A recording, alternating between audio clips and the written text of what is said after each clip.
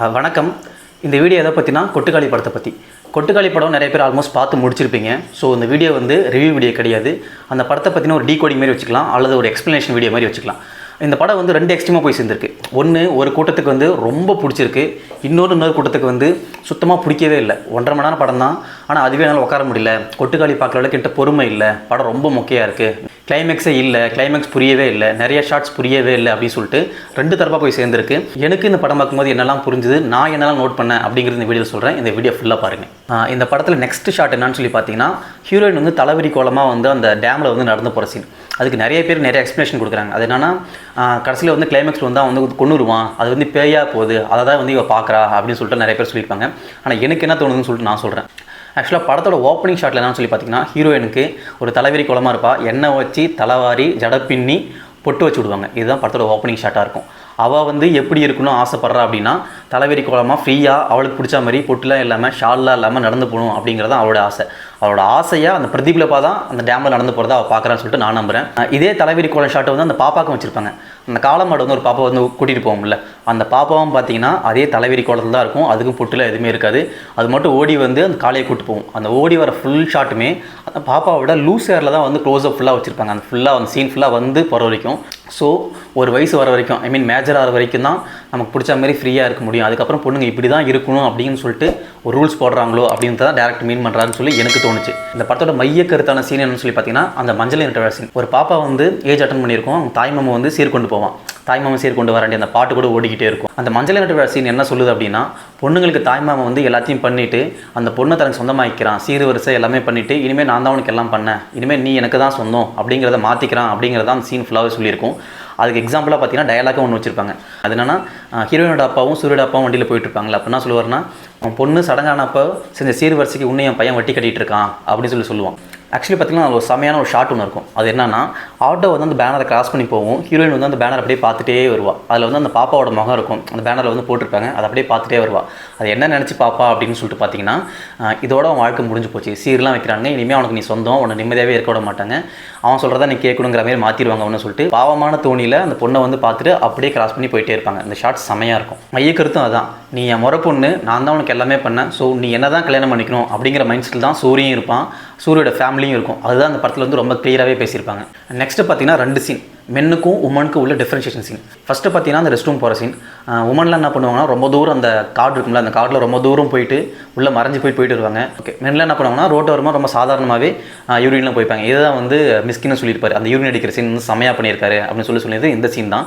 இன்னொன்று பார்த்தீங்கன்னா குளிக்கிற சீன். படம் ஸ்டார்டிங்கில் வந்து இவங்க கிளம்புறதுக்கு முன்னாடி அந்த அக்கா என்ன பண்ணுன்னு சொல்லிட்டு, உள்ள ஒரு அக்கா குளிச்சுட்டு இருப்பாங்க. ஸோ வெளியே வந்து துணியெல்லாம் கையில் போட்டுட்டு ரொம்ப நேரம் வெயிட் பண்ணிருப்பாங்க, அந்த அக்கா வர வரைக்கும் உள்ளே போய் குளிக்கலாம் சொல்லிட்டு. அப்படியே கட் பண்ணி நெக்ஸ்ட் சீன் பார்த்தீங்கன்னா, ஒரு தொட்டியில் ஆம்பளைங்க வந்து துண்டுலாம் கட்டு எல்லாம் கும்பலாக சேர்ந்து ஒன்றா குளிச்சுட்டு இருப்பாங்க. இது ரொம்ப அழகாக சூப்பராக டிஃப்ரென்ஷியேட் பண்ணி காட்டியிருப்பார். படத்தில் பார்த்தீங்கன்னா நிறைய ஷார்ட்ஸ் வந்து லாங் ஷார்ட்ஸ் இருக்கும். அது ஏன் காட்டுறாங்கன்னு நிறைய பேருக்கு புரியவே இல்லை அப்படின்னு சொன்னாங்க. ஒரு ரிவ்யூ கூட எனக்கு தெரிஞ்சு பிஸ்மின்னு நினைக்கிறேன், அவர் கூட என்ன சொல்லியிருப்பாருன்னா, ஒரு வண்டியில் நிறைய குடத்தில் வச்சு ஒருத்தன் போயிட்டு இருப்பான், அந்த வியாபாரி போயிட்டு இருப்பான், அந்த குடத்தில் இருக்க வண்டியை காட்டிகிட்டே இருப்பாங்க, அவன் மட்டும் கிராஸ் பண்ணி போயிடுவான், அது ஏன் காட்டினாங்கன்னு புரியவே இல்லை அப்படின்னு சொல்லுவாங்க. ஆக்சுவலாக அந்த படத்தில் என்னென்னு பார்த்தீங்கன்னா, அவங்க ஊரை விட்டு பாலமேடுக்கு போவாங்க பேய் ஓட்டுறதுக்கு. நிறைய பேர் அவங்களை கிராஸ் பண்ணி போகிறவங்க தான் அந்த வண்டியில் காட்டிகிட்டே இருப்பாங்க. ஆப்போசிட்டில் வரவங்க இவங்க ஊருக்கு போகிறவங்க எல்லாமே அவங்களுக்கு தான் நிறையா க்ளோஸ்அப் ஷாட் வச்சிருப்பாங்க. அவங்கள தான் ஏன் காட்டினாங்க அப்படின்னு சொல்லி தெரியவே சொல்லுவாங்க. அவங்க ஏன் காட்டினாங்கன்னு சொல்லிட்டு எனக்கு தெரிஞ்சதை நான் சொல்கிறேன். ஃபஸ்ட்டு பார்த்தீங்கன்னா, அவங்க போயிட்டு இருக்கும்போது ஒரு டிப்பரில் அதை கிராஸ் பண்ணி போவோம். அது ஏன் காட்டினாங்கன்னா, அவங்க ஊரில் வந்து ஒரு மலை இருக்கும், அந்த மலையை குடஞ்சி அங்கே இருக்க வளங்களை இருந்து எடுத்துகிட்டு ஜல்லி எடுத்துகிட்டு போயிட்டு இருப்பாங்க. அதுக்கு தான் டிப்பரில் கிராஸ் பண்ணி போகிற மாதிரி காட்டியிருப்பாங்க. ஒரு ஷாட்டில் கூட ஒரு லாங் ஷாட்டில் வச்சுருப்பாங்க, மலையை குடஞ்சி கொஞ்சம் இருக்க மாதிரி. அதை நான் சைடில் போடுறேன் பாருங்கள். இன்னொரு ஷாட் என்னன்னு சொல்லி பார்த்தீங்கன்னா, அந்த குடம் தான். ஒரு வியாபாரி வந்து அந்த குடத்தை வச்சுட்டு போயிட்டே இருப்பார், அந்த க்ளோஸாக போயிட்டே இருக்கும், அவர் மட்டும் கிராஸ் பண்ணி போயிடுவார். அந்த ஊரில் என்னெல்லாம் விற்கிறாங்க அப்படிங்கிறது தான் அவங்கள ஒவ்வொருத்தங்களாம் கிராஸ் பண்ணி போகிறாங்களே அந்த ஷார்ட்ஸ்லாம் காட்டியிருப்பார். அதுக்கு எக்ஸாம்பிள் பார்த்தீங்கன்னா, படத்தோட ஓப்பனிங் சீனில் அந்த அம்மா வந்து வாட்டர் பாட்டில் தண்ணி ஃபில் பண்ணும். அது வந்து ஒரு பிளாஸ்டிக் குடத்துல தான் மட்டும் தான் தண்ணி ஃபில் பண்ணும். அந்த படம் நான் சைடில் போடுறேன். அதுக்கப்புறம் பார்த்தீங்கன்னா, அந்த டிஸ்டி பொம்மை வைப்பாங்கல்ல, அந்த ஷாட் இருக்கும். ஒருத்தர் வந்து டிஸ்டி பொம்மைலாம் வண்டியில் கட்டிட்டு அந்த விற்கிறவர் வந்து போய்கிட்டே இருப்பார்.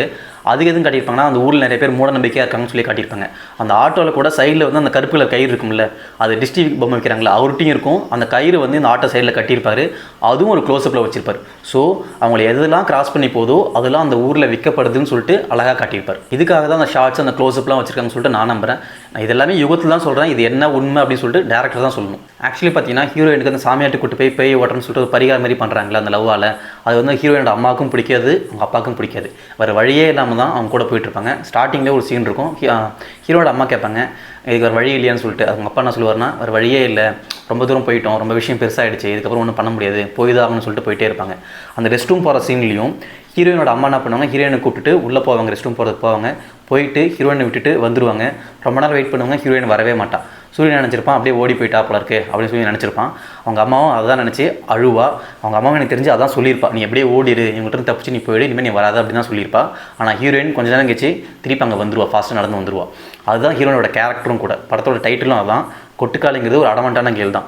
ஹீரோயின் வந்து நான் உங்களை விட்டுட்டு ஏன் பயந்து ஓடி போகணும், நான் ஓடி போக மாட்டேன், நான் இங்கே தான் இருப்பேன், எனக்கு பிடிச்சது தான் பண்ணுவேன் அப்படிங்கிறதான் அந்த சீனில் ரொம்ப சூப்பராக சொல்லியிருப்பாங்க.